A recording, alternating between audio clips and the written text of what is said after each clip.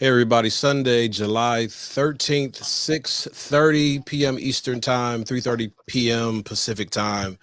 Pierre Quinn here with Seth Yolorda, Kevin Carrington. We're having a conversation about the executive mindset. Following up on our conversation last week, but we're also, hey, we getting y'all ready for the week. As mid-level leaders, as senior leaders, as executive leaders. Technically, I guess y'all, this is episode number nothing, episode zero of our podcast. But we're joining you to get you ready for the week and also talk to you about some cool stuff we're doing in our world. So Seth, Kevin, how y'all feeling this week? Yo, I'm feeling good. Go ahead, Kev. Go ahead, Kev. No, man. It's like, no. I agree, man. I'm feeling great. Sunday is kind of that the end of the reset button. You really are prepping for the week, and I don't know if anybody watches, reads, puts on repeat, but Eric Thomas got me excited about Mondays. You know what I mean? Oh yeah. My boy ET got me excited about Mondays. So I'm prepping to make sure that I start my Monday off right. So I'm feeling good. Yo, I'm well, man. Today was one of those days where you just kind of get your mind right, try to get organized, get prepared, did some journaling, did some housework, right? Did a few things, and I'm ready for this week. I'm ready to crush the week, man. So we're good. Yeah. So y'all, you could be watching this on any number of pages. You could be on my LinkedIn. It could be rebroadcast, or you're watching this on Seth or Kevin's LinkedIn. You're watching this on Facebook. You're watching it on YouTube. And maybe you're just trying to figure out what's going on. You see the executive mindset logo in the corner, and you got a lot of questions. We promise we're going to answer those questions. Some of you already know where we're going because you hung out with us last week. We spent 3 days last week talking about the executive mindset and why that mindset is so critical for leaders right now, and gave you some frameworks and principles to share. I just want to jump in this way, y'all, as we start in this conversation. Let's just say y'all sitting right now, you getting ready you're opening up a coaching conversation with an executive leader that you're working with at the beginning of their week. What's the first thing you say to them? How do you frame, or how do you set up that conversation? Mm-hmm. Yeah, I would definitely want to kind of check in with their heart.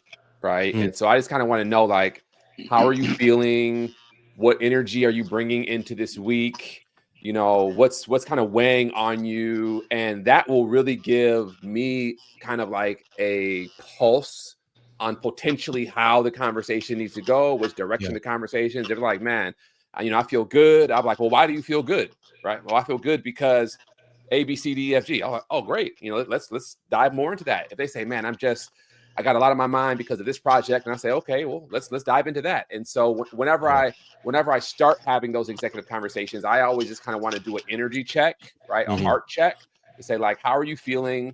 What's going on in your spirit, right? How's your spirit feeling right now? What level of vibration are you operating in, right? High vibration, low vibration, and then we just kind of go from there. No, man, that's solid. That's solid, Seth. I heard Quint Stewart was chatting one day, and he kind of put this in my heart, and I've been using it ever since.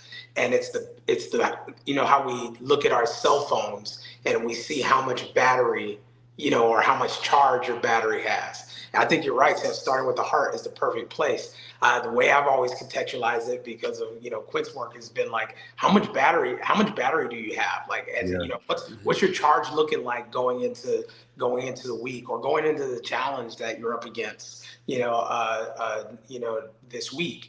And usually it can go anywhere from 20% to 75%. Usually if someone says, 100%, you can already know that, all right, well, you're going to have to explain that. How you got to talk through that.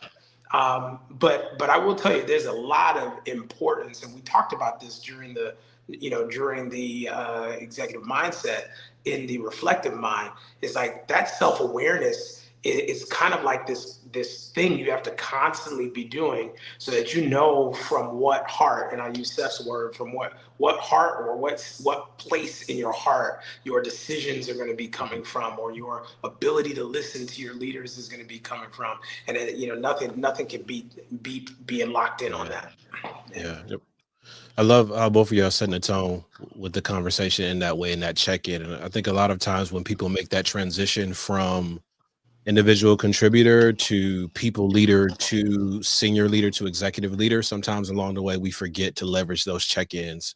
So it's great that you're bringing them into this coaching conversation. Yeah. Okay. So I got a little bit ahead of myself. I was excited. I got 2 world-class leaders hanging out on our live. It's 3 on the call, man. Don't forget your stuff. I'll receive we it. know All about right. you. We Okay, know I'll about receive you. it. But I want to know, but let's tell the backstory. We're talking about an executive mindset. We nudged a little bit of the conversations that we had last week, sort of breaking down our framework or our ideology around executive level thinking. I think it's appropriate for us to set the stage, especially live on a Sunday night, or somebody's maybe watching a replay of this on a Monday morning. How did we get here? And what's the journey of the story of how we got here and why this whole thing became important to us? Yeah, I'll jump in.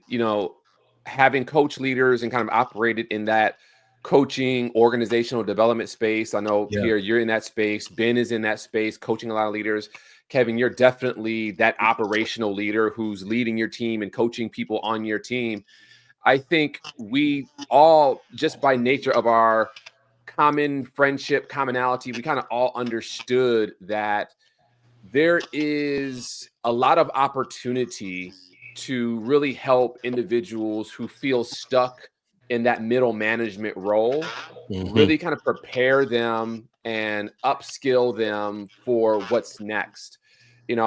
I have the privilege of working with a lot of healthcare leaders who are directors, who are managers, supervisors, department administrators, assistant department administrators.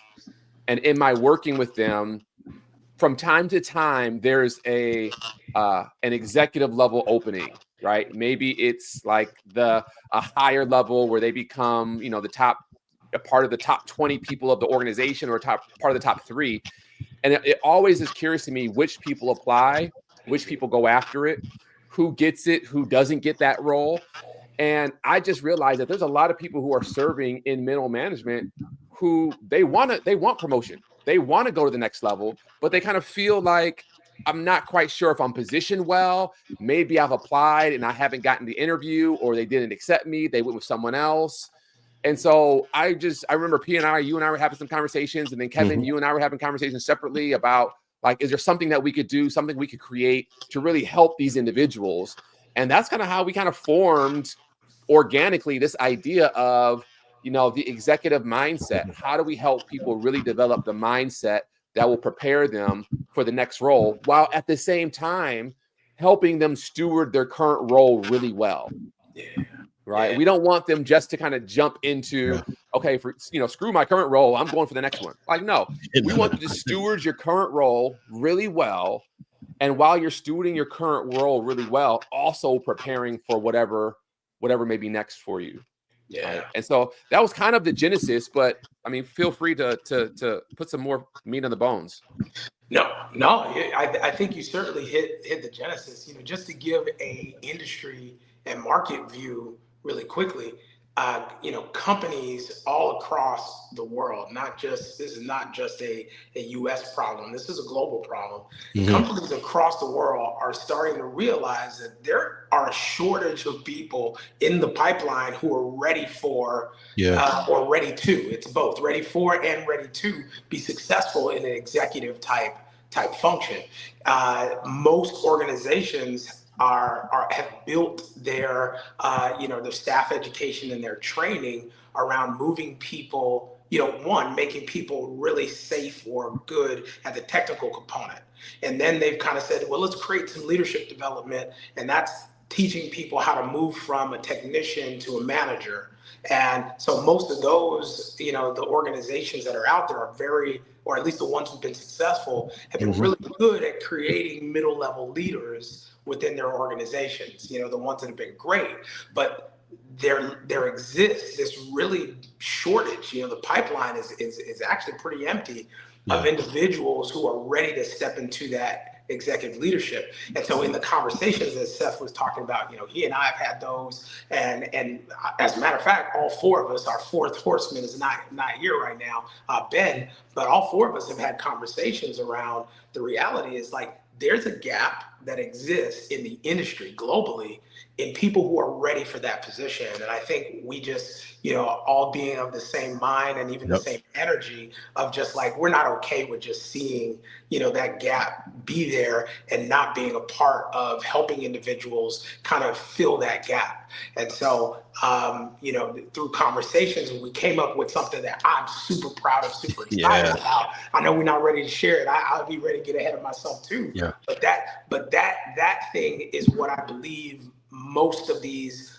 leadership development programs that corporations have put together, that they haven't really honed in on the thing that helps their middle level management be fully prepared to be successful as executives. And that's why that pipeline seems so sparse, right now.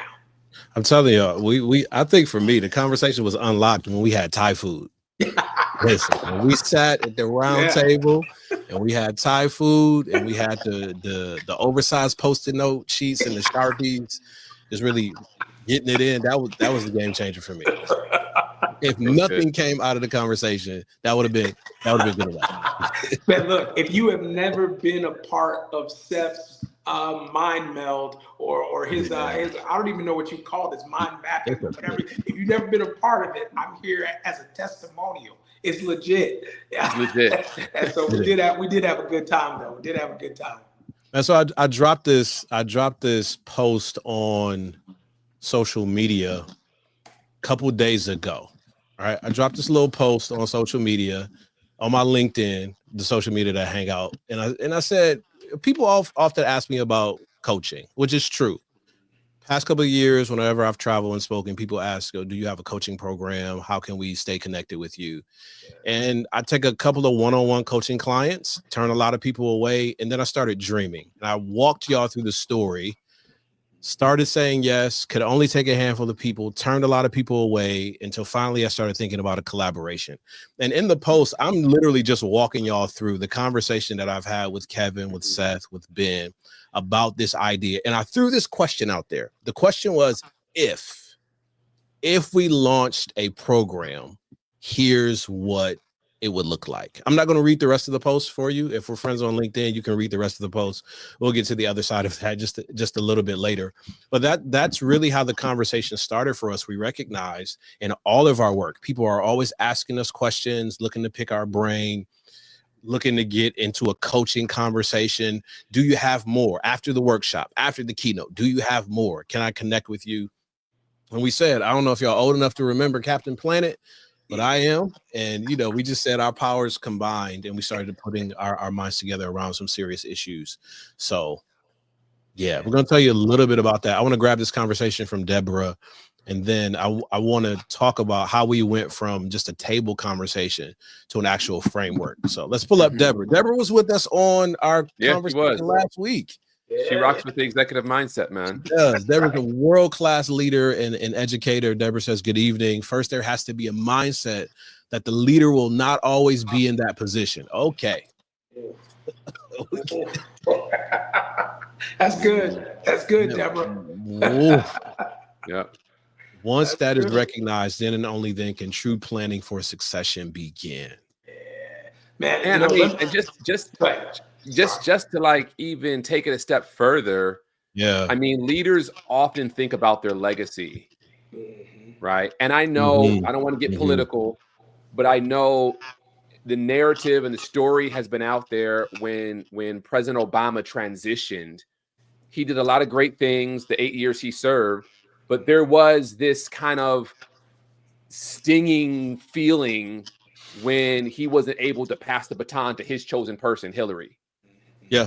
Right. That idea of succession, like, and that a lot of the legacy that a leader builds will be either supported or torn down by whoever comes next. That's right.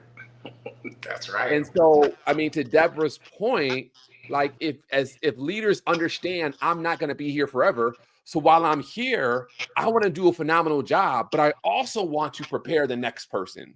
Yeah. I also want to prepare whoever's coming next so that they can continue the legacy that I have started to, lay out, and we can continue to build upon it. So it's, yes, and yes to everything Deborah said. This is like a meld. I don't know if I can take credit for this. I don't know. You know how sometimes we just read a lot of things over time, and sometimes you lose. Like, did I originate that, or did I read it in a You book? thought that was you. That was actually John Maxwell, but you thought it was you. Yeah, exactly. So it's this thing that's just kind of been in my head, and it's this idea that legacy is not how much people cry when you die or when you leave. It's how well they go on living after you're gone. Ooh, that's good. Like how to your point, Seth, how well have I equipped people after me to do the thing and even surpass me in the thing, because I've trained, I've developed, I've left notes behind, I've poured into them, I've had coaching conversations, I've invested in their development, because I know as an individual leader, I can only teach them so much. So I will invest to put them in environments that will grow them and stretch them, because to Deborah's point, I'm not going to be here forever. And once I'm gone, I still want, if it falls apart, once I leave, there was some gaps there. There were some challenges there. Yeah. And we really have to be honest about where that puts our legacy. No, for sure. That resonates with me. Deborah's comment resonates with me a lot. I had a mentor, some time ago, who told me that the minute you step into the role that you're stepping into, you need to identify the person that you're going to start training to replace you. And that's only if you have a mindset of you still have more to go. And so for a long time in my career, I've always done that. As soon as I get into a job, I'm about building relationships. And that's what helps me identify who's going to be the next person to sit in this chair. And then I start training and working with that person so that they are prepared to sit with the responsibilities and the things that we're doing. The one thing I would say on the legacy conversation, and this is something I found kind of along the way of doing that, I started off, and this is a moment of transparency, I started off by trying to create a mini me. So I identified somebody who was ready to replace me, and then I said, all right, here's my playbook. This is what I do. This is how I think. This is this is that. This is this. You want them to be you. I wanted them to be me in that role. And that's what happens, I think, sometimes when you're over fixed on legacy. It's like when you're over fixed on legacy, sometimes you're like, well, I need somebody to keep this the way that I kept this. And what I've learned is, and what I've even tweaked in my own succession planning is, like, I'm not preparing someone to be a mini me. I'm preparing someone to take what I've created, and you need to do something with it. So I think about my legacy like a seed and not like it's a structure. It's a seed. My legacy is a seed. I plant that seed in the next person, and what they're going to grow from it is going to be something even better. It's a handoff, baton, as opposed to building a structure. And so there's so much power in identifying who's next, but more so preparing them to be empowered to build what's next in their mind and in their vision. Do y'all follow Succession? I watched. I made a couple of seasons of it. Man, listen, that thing is a masterclass in legacy. What not to do. What not to do. All the things wrong. That when there's that when you don't identify the successor, it creates chaos. Yes. It creates chaos. Yes. And I mean, I'm not going to give any spoilers away, but it's a phenomenal show on just the power dynamic that happens in the largest of organizations. Yeah. I think in order to do that well, it definitely requires a different mindset. I mean, you have to be reflective to do that well. Absolutely. You have to be relational to do that well. And you also have to be strategic, because just because I like somebody Don't mean they right. might not be the fit for necessarily where we're going in the organization. I think it's good for us to talk about legacy. I think it's good for us to talk about mindset. I think what's really has been important for us is not just talking about it, but having the conversation about helping leaders walk through what it's like, not just to be aware of these mindsets, but also to grow and develop these mindsets as well. And we've not only developed a framework, we've developed a very unique process that I think is going to be transformative. And I think before we get there, I want to kind of circle back. Why is it so important at this? You mentioned politics, and we don't really do a lot of political stuff, but why is it so important at this point in the history of the world, in the middle part of our year? Why is it important, not just for middle to senior executives to think about their mindset? Why is it so important for organizations to invest in the development of their people to think in the ways that are going to move the organization forward? That's a loaded question, man. You taking a seat, brother. It is. You know, I'll say this. Simon Sinek wrote a book that's really stuck with me. It's called The Infinite Game. Mm-hmm. And it's really like reset my thinking on business. Oh yeah, the book, The Infinite Game. If you haven't had a chance, it's definitely worth taking in. But the concept, just the general concept of the book, is he's saying, all of the sports analogies that we use to define, and war analogies to define business, he basically is causing us, or suggesting that we rethink that completely. And instead of business being a game that is to be won, it's a game that's won by continuing to play. And what the question that you asked, the reason why it's so loaded is there are a lot of answers. Like the answers have a lot of dimensions, to the question that you asked. But it starts in my mind of just saying like, hey, if we're a business in an industry that serves people, and whatever it is, the need more than likely is going to continue to exist. So how do you put yourself in a position, your organization in a position to continue playing and continue playing through the external changes, in the environment in which you operate?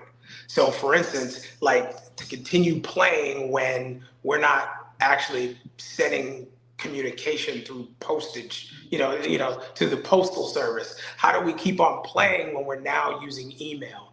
How do you keep on playing when, you're no longer faxing information, across the water, but now it's all digital? How are you playing? And I'm going to step on some toes in what we're dealing with in the industry today.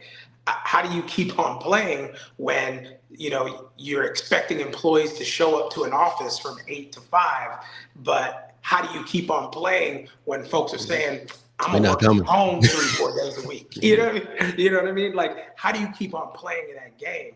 And so I think it's really important as an executive leader, and even as organizations prepare people to become executive leaders, that they're really sitting down and thinking about, okay, the times will change, the people will change, the new generation that's entering the workforce, how do we engage them to work?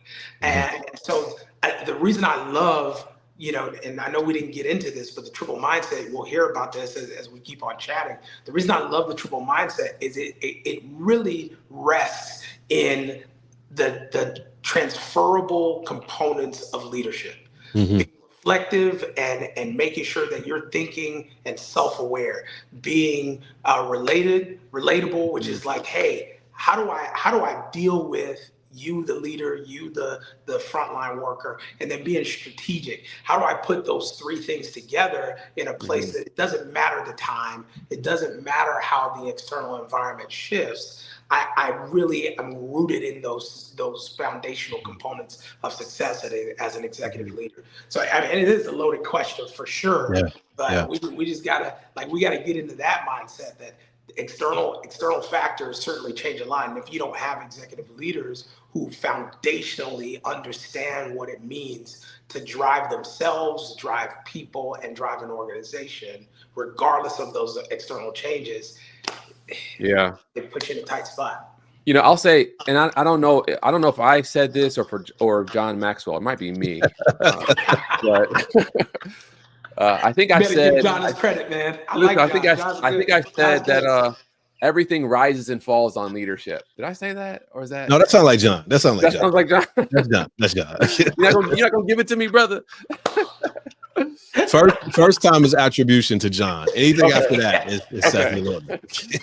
So, you know, if we really believe, and I think we can see that in our country, we can see that in organizations, we can see that in our families, like everything rises and falls on leadership, then it really is leadership to think about developing the next generation of leaders, developing the next, not even generation, the next round of leaders, right? The next iteration of leaders. Yeah. And so why is it so important now? I mean, why not now, right?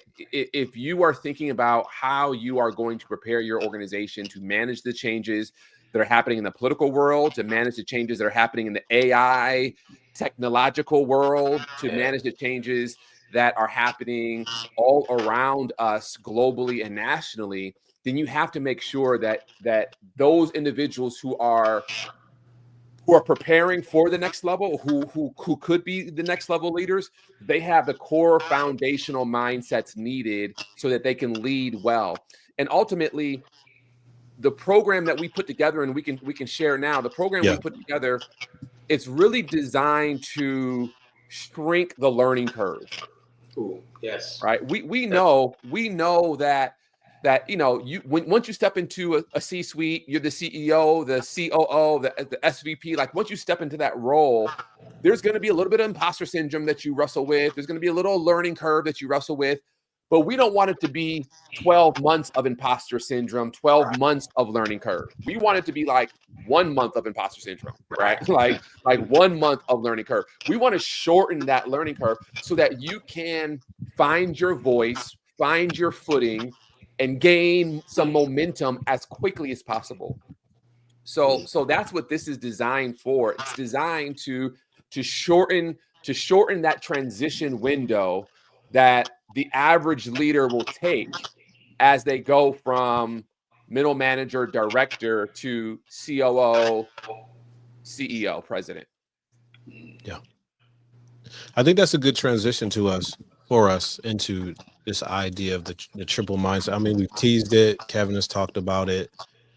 You know, we framed our thinking around executive mindset. I think it's a good place, Seth, for you to start walking us through, especially as people are starting their week. And some of you, I'll be really honest, some of you are thinking this way already.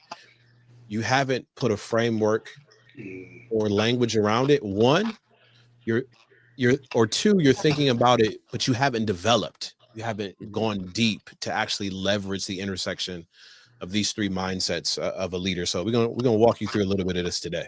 Yeah, and this is what we covered last week when we took 3 days and we had these 3 LinkedIn Live, YouTube Live, Facebook Live conversations around the reflective, the relational, and the strategic mind. These are what we call the triple mindset of a leader.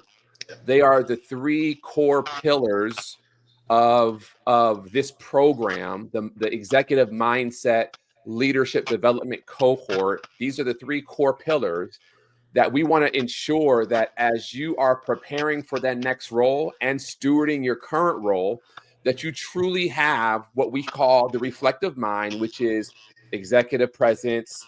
You know, you have high self-awareness, emotional intelligence. You kind of understand your burnout triggers. You know how to self-care. You know how to manage imposter syndrome. You know those kind of core things to leading yourself well. The reflective mind is essentially your ability to lead yourself very well. And then layering on top of that, you have the relational mind, which is all about how you lead others. So how do you build trust? How do you manage conflict? How do you interact with individuals who come from different backgrounds, different ethnicities, different kind of makeups than you? different preferences than you. So what is your cultural competence or cultural intelligence like? Are you able to have an awareness of kind of to read the room and to know like, okay, these individuals are from this country. Let me understand the nuances that might come up as a result of putting them on this team now and how we can navigate around those nuances successfully. How are you communicating? What are the rhythms of communication? How do you build a team that collaborates together where there's psychological safety, there's common understanding, there's a very clear vision that's leading you forward that kind of pulls the team together?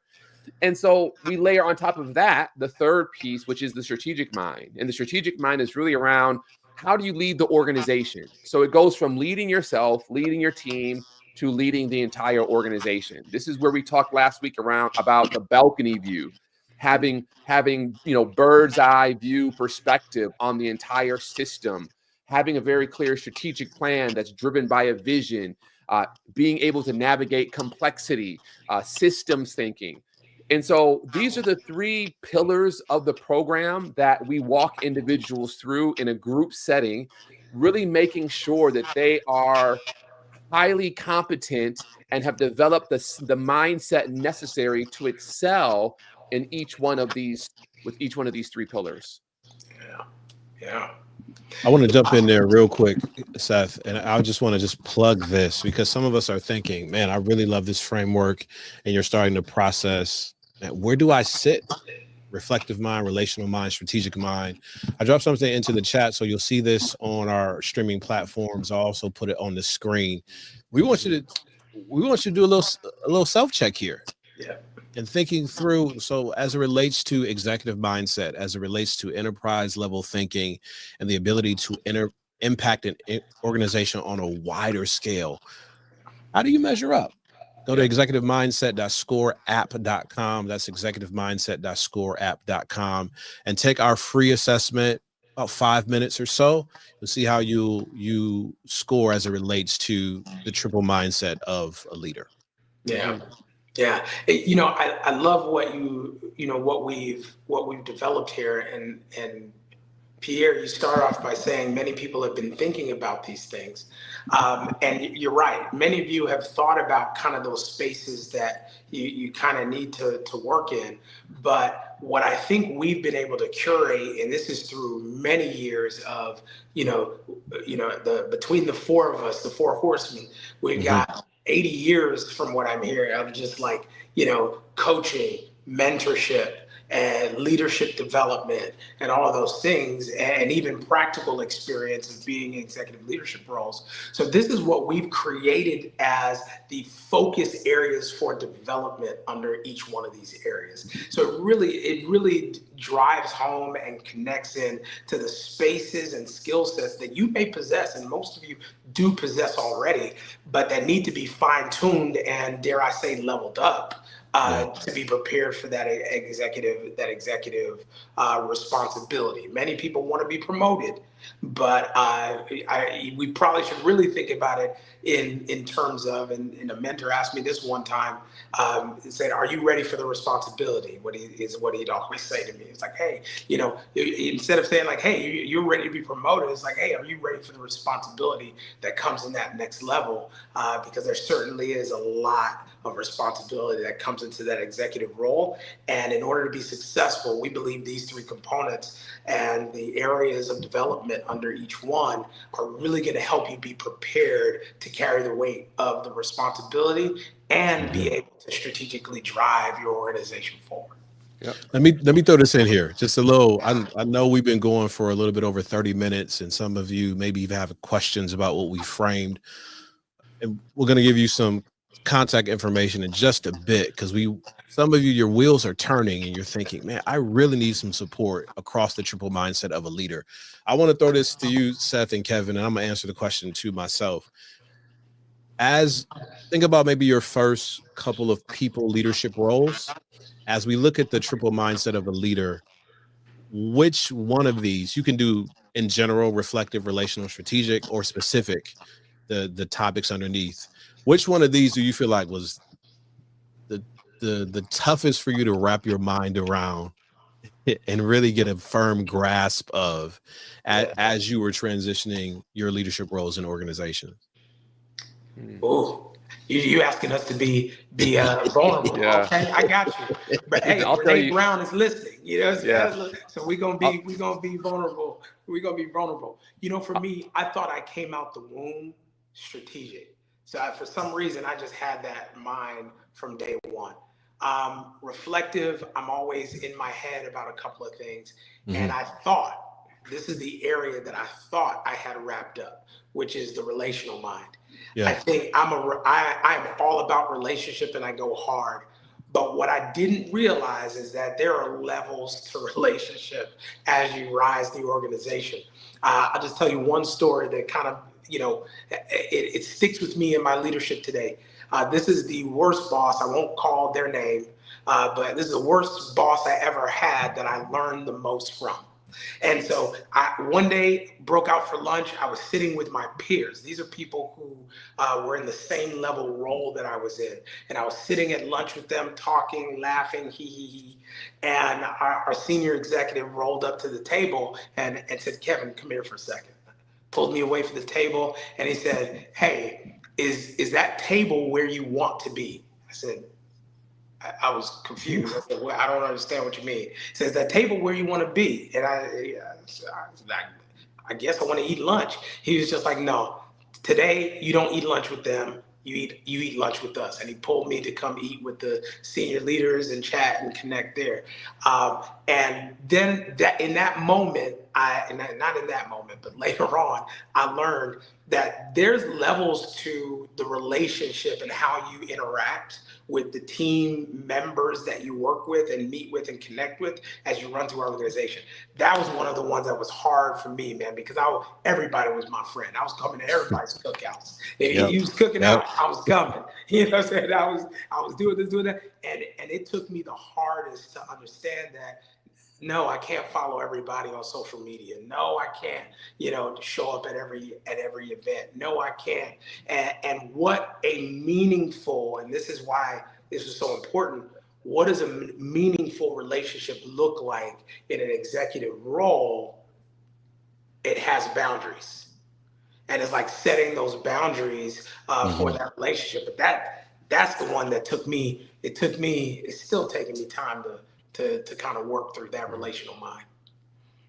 Yeah, I'm with you, Kevin. I don't, that quote that says life would be good if life would be really good if it wasn't for these people.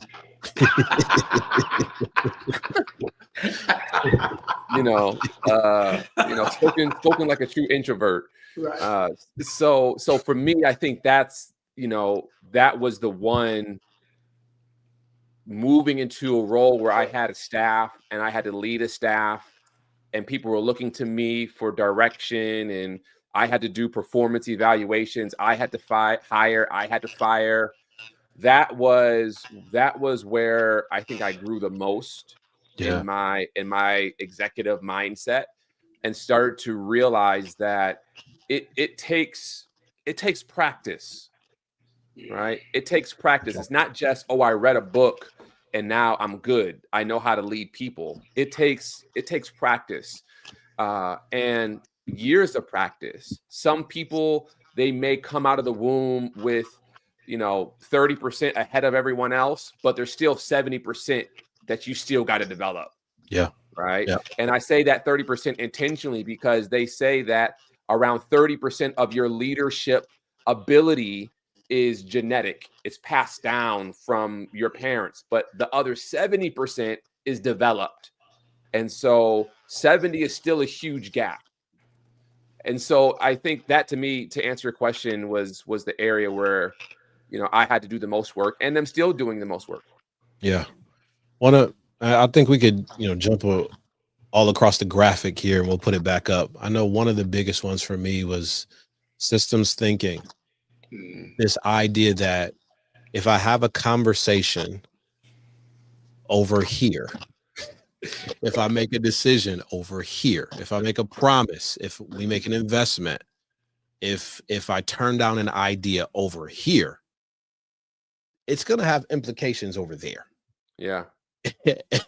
and and how we wrap our minds around going back to balcony view that you were talking about before. Yeah. The decisions that you make as a leader has a ripple effect, and sometimes you do things that set you up for things down the road, or have far-reaching implications that you don't always take into consideration. So it's one thing to just be reflective. I think that was maybe the one that I got on delivery, coming out of the womb, the ability to be reflective and nurturing interrelational, that strategic part, and more specifically that systems thinking. What you do in one part of a system has weak or strong signal impact on the rest of the system and can derail or synergize everything that you're doing. That's the one that I really had to instill in many ways, working on, being coached through, and coaching leaders through how to think at that level. Yeah. That's good. Everyone is at a different place. Yeah, absolutely. Everyone is at a different place, man. So let me just dive in to further take you all behind the scenes on what this program actually looks like. So this is a 9-month leadership development coaching program. We spend the first 3 months focusing on the reflective mind. We spend the next 3 months focusing on the relational mind, and then the final 3 months on the strategic mind. So everything is building upon the previous mind. Month 1, 2, and 3, we'll be talking about those items on self-awareness, emotional intelligence, and burnout. Month 3, 4, 5, and 6, we'll be talking about how do you lead people and teaming together with people. And then month 7, 8, and 9, it really leans into strategy, strategic planning, vision, systems thinking. When we designed this program, we recognize that there's a lot of good programs that are already out there, right? And you don't have to go very far to find one. There's programs that even this platform that you're probably watching this live on offers. So there's a lot of good programs. But we kind of felt like, from our experience, having experienced some of those programs and coaching people who have gone through some of the programs, that we really wanted to create something that was a little bit more comprehensive. We didn't want you to just go through a program where it's all asynchronous and you're watching some videos and you're watching some recordings, and then you might have to do some prompts and some homework. We didn't want to go down that road. We wanted to do something that we believe was going to be truly transformational. And when we say transformational, we then had to ask ourselves the question, well, how does someone transform? How does a leader go from level 1 to level 5? How does a leader go from kind of not knowing anything and struggling to like really excelling? And what we realize is that there's a few components that are necessary in order for someone to transform. One of the components is assessment. And so we embedded in this program several assessments. If you decided that one day you woke up and you said, you know what, I want to get in shape, I want to lose weight, right? I want to get my blood pressure regulated, I want to lower my cholesterol, I want to, get back into those jeans that I could wear 10 years ago. What's the first thing you would do? You would go stand on a scale. Yep. You going and standing on that scale is an assessment of where you are. You might go to your PCP, your primary care physician, have them do your blood work. That's an assessment. You're gathering data on where you are. And so in this program, we built in several assessments. I think we have 4 assessments that someone's going to take over the course of the 9 months. Some of them are self-assessments. One of them is a 360, where you are going to be asking 15 to 20 people in your community to rate your leadership, and you're going to receive their feedback. Assessment is important in order for someone to experience the transformation, primarily because we need to know where are the gaps, where are your strengths, and where are your weaknesses, where are the opportunities for growth. So we have assessment. The other component that is necessary for an individual to experience transformation is they have to be challenged. You have to be stretched, right? So in this program, we've designed it so that it is both cohort-based and individual one-on-one. So everyone who joins this cohort, they will have both a group that they will be journeying with They will meet once a month together on Zoom with a group of 10 to 12 other leaders. But then that individual will also have a one-on-one coach. And the role of that one-on-one coach is to ensure that you are integrating the information, ensure that you are taking on challenging opportunities to grow and to stretch you, so that you can ensure that you're applying the principles that you're learning, and that you can find yourself, flexing your leadership muscles. That's what it's really about. We want you to flex your leadership muscles, and the coach will be there to help support you in that, as well as the cohort. I gotta interrupt you, Seth. I gotta interrupt you right there, and I'm gonna ask Kevin to chime in too, because you know how unprecedented that is. Yeah. We have facilitated cohort-based programs. Yeah. We've been educators in cohort-based programs. We've coached people that come out of cohort-based programs. And out of all the cohort-based programs that we've looked at, the research we've done, people do not get a cohort experience and a one-on-one coach. That does not happen. Not at all. That does not happen. So I don't want us to run past the value of that and the uniqueness of this experience versus much of what's out there right now.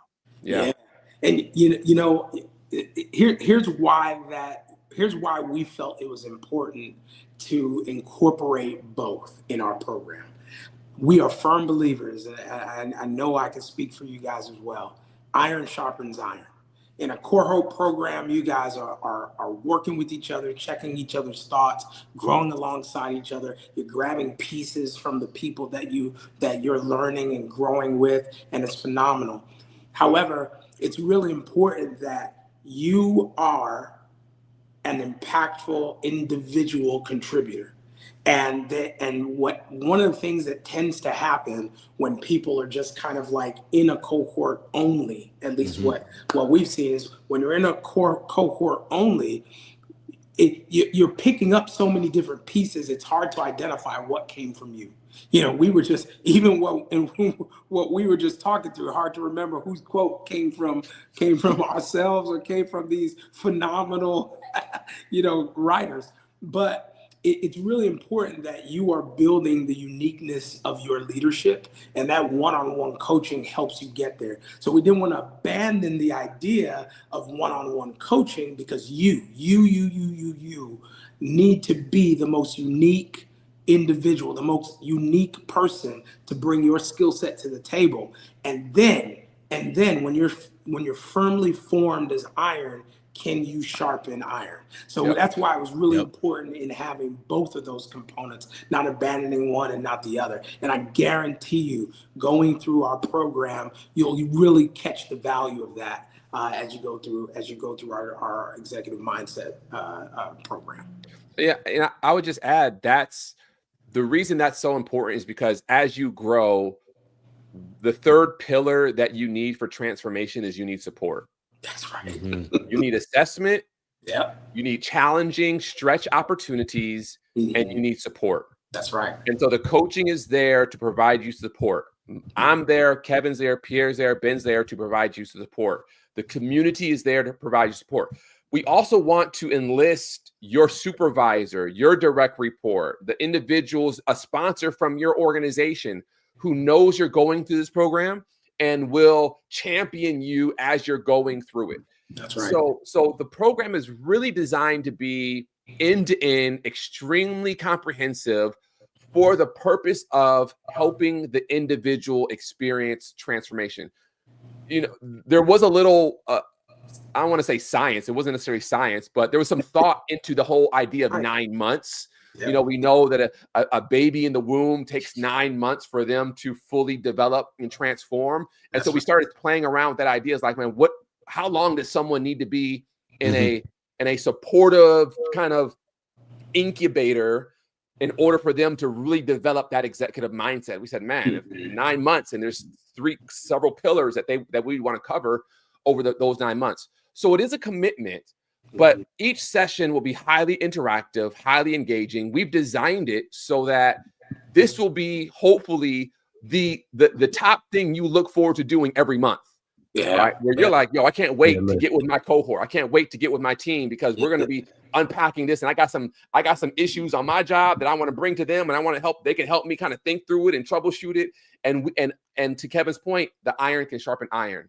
That's right. As you can see on the screen, there's going to be simulation training that's going to be embedded in the program, leadership assessments.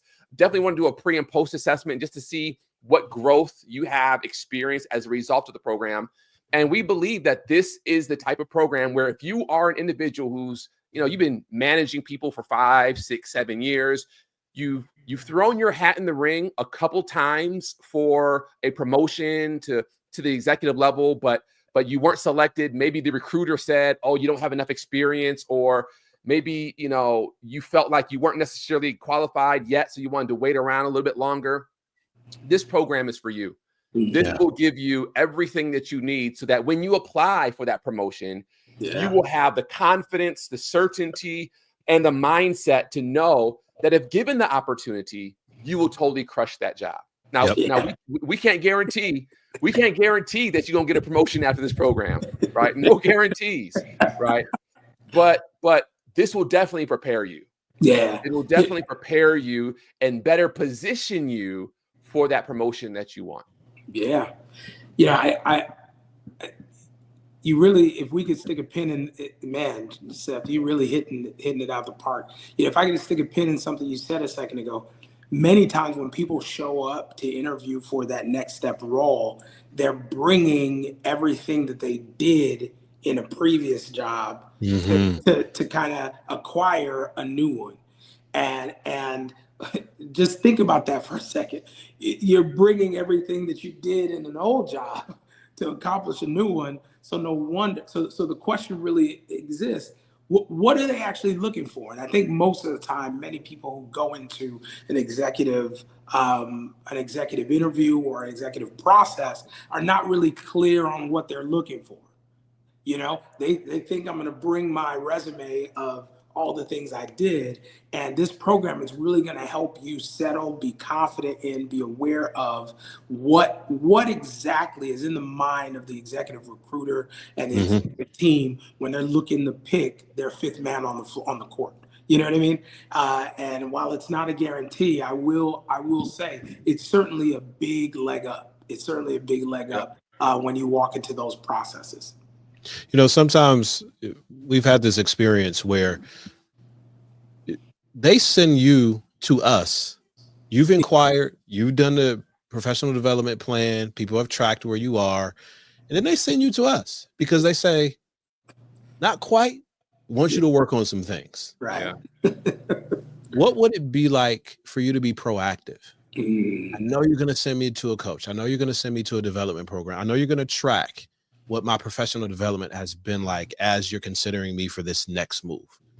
What would it be like to have that on the resume? What would it be like to have that, Kevin, as part of the recruiting conversation? What training programs have you been a part of? What experiences? What are some of the leaders that you've been around? Who are some of the executive mentors? Oh, wait, I hope I wasn't supposed to let that out of the bag yet. Who are some of the people that you learn from and you value their experience? And you could tell them, I went through the executive mindset program. It was 9 months and it was a leadership development intensive where I not only heard from world-class executive leaders, but I was in a cohort-based environment. And I also got direct coaching based on my assessments and my individual leadership development plan. I tell you, conversations like that allow you to show up differently where you're in the room where people make decisions. And I'm not just telling you that because people come to us. They come to all four of us for coaching. We've also been there on the other end where you haven't been doing what you're supposed to do and they try to send you to us. We don't want that to be the scenario for you. We want to help you continue to go on the trajectory that your organization knows. And sometimes we know you have to bring the opportunity to them. Yeah. Here, proactively say, here's where I'm asking you to partner and make the investment in me, because I know once you develop and pour into me, it's going to pay dividends for the organization over time. Yeah. Good word. That's good. Pierre, I'll add, I know 2 leaders right now. One didn't, how can I say it? One transitioned from their role because they didn't have the strategic mind. Ooh. Their leader was asking them, I need you to think strategically. I need you to think strategically. I need you to think strategically. And they couldn't get out of the connection. The individual contributor mindset. Yeah. And so they transitioned from their role. I know another leader who was transitioned because they didn't have the reflective mind. Mm-hmm. They had the relational, they had the strategic, but they didn't have the self-awareness. Yeah. And so I say that to say it's not one or the other, or I got two of the three. No, two of the three is not going to get you to the executive level. And if you do happen to get to the executive level, you're not going to stay there very long. It's going to be evident. Right. or if you stay there, if you somehow perchance figure out a way to stay there, the people below you will not stay there. They will transition out because they're like, this, I got to follow this joker. I got to follow this person. Right. No vision, no strategy, no relationships, no self-awareness. They will find themselves another role. Right. So it's not I got one of the three or I got two of the three. It's really, I need to be strong. Right, in all three of these. And doesn't mean you need to be perfect. No. Right. But I say you need to be like 80. Can we throw out 85%? Like you need to be 85%. Like, maybe you're really good strategically, and then self-awareness might be around 75, 80, but you're growing. Like you have to be moving in the direction of supporting and strengthening. That's a better word, strengthening each one of these pillars. If you want to make it to the executive level and then thrive on the executive level. That thrive, that word thrive is it. That is the answer. And when you get into those, oftentimes I think about it like a gauntlet. When you get into executive leadership, especially in each one of these areas, the reason why there's the mastery of them, and I say mastery as opposed to being perfect in them, because it's a process of getting there. But the reason why those three things are important is when I say you're playing fast pitch baseball, when you get into that executive role, it really is fast pitch baseball. All of these things are coming at you as quickly as possible. And if you're not settled in the relational mind, and I'll just give you just one point in each one. I've seen in crisis in organizations where a cool head, and we're just talking about presence as an executive, really changed the tone of employees and staff and leaders not losing it when you need them to hone in and be focused. When it comes to relational, I've seen dysfunctional teams that have just, have all the capability possible, but just can't seem to find a way to find the relatability amongst each other. And you're the person who's responsible for creating that. And then I've also seen organizations that are running around like dogs chasing their tail and can't be strategic enough to kind of set sail in a direction and be focused. And I just mentioned three particular things. As the executive in an organization, you have to learn how to be grounded in each one of those as those things are coming at you, fast pitch, nonstop. And so this is not meant to scare you, because if you're here, it means that you are desirous of getting into this thing. We want you to be prepared, and we want you to be prepared to be successful in this role. And these truly do set the foundation for true success in an environment where it needs you to be on. Yeah. It needs you to be. Let's just talk logistics. Yeah. So there's probably someone who's watching and saying, okay, I hear you. I'm drinking the Kool-Aid. I recognize I need this. I want it. Where do I sign up? Well, you can go to visionclarityconsulting.com/coaching, and you can get more information about the program there. Fill out the form. We'll get an email. We'll be in touch with you. Or you can just reach out to us via LinkedIn, DMs, and we'll connect with you. We'll schedule a call to make sure it's a good fit for you. Yep. The next cohort is beginning in the first week of August. So we want to encourage you, if you're serious about this, to take action, sign up, right? Reach out to us. We'll send you all the information so that you can join that first cohort that is starting. Well, I think the date is August 11. I think is the date 15, August 15, I believe, is the first day. Is the first. It's either the 15th or 8th. I gotta look at my notes. But it's starting that second week of August is when that first cohort is launching. The next cohort is launching. And so we just want to make sure that you have that information. Again, the cohorts, they last for 9 months. Some of you all might be asking, well, like, how do I know it's going to work with my work schedule? Well, that's why we want your senior leader to be aware of this, right? So we want you to have their sponsorship so they're aware, hey, I'm going through this program. We meet on, it's pretty much like the first Friday of the month as a cohort, right? So it's like the first Friday of the month, in the morning. So Pacific time, starts at 9 a.m. Eastern time, it starts at 12 p.m. The first Friday of the month outside of holidays. Obviously, we're not meeting on if that Friday falls on a holiday. So that's just some of the logistics and details around the program. We can give you a lot more information once you reach out, and we can jump on a quick call. Yeah.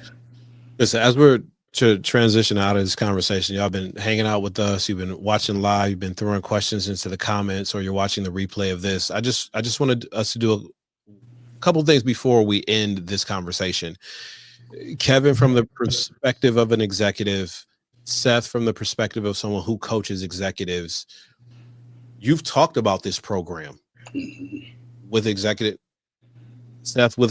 leaders, with the decision makers in organizations. What's been the response? Kevin, as an executive in an organization, looking at the program, outside view, not just because we built it together along with Ben, not just because we built it together, but from the mindset, from the perspective of you've shared the program with people, what has been their response, Seth? Kevin, from the perspective of an executive looking to develop talent, what's your response to just a cursory outside view of what the program could mean? Yeah. Great. I'll jump in and just say every person I've shared it with has been blown away by it from the standpoint where they say, oh, you're doing cohort and coaching and simulations and assessments. It's like, you're doing all of that in this program. And a lot of the people that I've shared it with are from larger national global organizations who they might have their own internal version of this, but even their own internal version of this doesn't have all of those components. Or it may only be for individuals. Once you reach the C-suite, that's when you get this type of content. Right. And so for us to say, no, we want to actually make this available to middle managers, supervisors, directors, department administrators. We want to make it available to that level to prepare them for the C-suite. A lot of the leaders I've reached out to and have shared this content said, listen, we're going to participate. We're going to figure out a way to make this happen for our team because we see what you're doing and we want our leaders to be exposed to it. Yeah. At the risk of sounding like an old head, I'm gonna say, I wish something like this existed as I was kind of making my matriculation, towards executive leadership. Yeah. Because before the executive mindset, before we built the executive mindset, the three pillars that actually will define success, in my opinion, in the executive role, you have to piecemeal this development. You have to go to a therapist to get the reflective mind. You have to go to your own coach. Yeah, you have to get your own coach to get your reflective mind. You have to go to some courses or classes on crucial conversations from different places. You have to go to university or some of the university's ad hoc certifications to kind of get the strategic thinker piece. And so before we built this, how hard it is to navigate this type of learning to really put the tools in your toolbox that you need to be a successful executive. It was a challenge. And so as we were putting this together, that was one thought of like, how can we create something that it will give everybody who desires to be an executive or step into that role, it will give them the foundational pillars to be successful. And I can't say this enough. If this existed back then, I would have been in it. I think people, we kind of are trying to encourage individuals who have this desire to join up the program. But one thing I've learned about those types of individuals, they're already looking for something. Yeah. They're already Yeah. looking for ways to develop Absolutely. themselves. They're already looking for ways to grow themselves. They're in those piecemeal. They're at all of those conferences. They're at all those places, just begging for and having to sift through themselves the components to actually develop leadership. And so, to your question, Pierre, this is it. This is the cohort learning program that is focused on preparing you for executive leadership. So if you are a person who has been doing the work to develop yourself, you must be in this. You must be, join one of our cohorts, because it'll give you an opportunity to kind of get all of that learning in one place and really prepare you to step in to the fullness of what you already desire. For me, I'll just tell you, organizations, I try to do as much straight talk as I can. An organization's business is their business. And what that means is, if I sell ice cream, my business sells ice cream. What do? We sell ice cream. If my business makes, electronics, what do? We make electronics. Businesses have had to create educational programs and curriculums and things like that, because no one has put those things together, or they haven't put it together in a way that prepares someone to be successful within their organization. And so, with the experience that we've had and the experience that we've had at that leadership level, and coaching that and mentoring that leadership level, I think we've put together something that is really, really beautiful, really comprehensive, and really will prepare leaders to really step in to that executive role and not do damage, but drive the vision of the organization. I felt like for a little bit, I was watching an episode of Around the Horn. I wanted to, on ESPN, I wanted to get both of y'all points for Around the Horn. Yeah.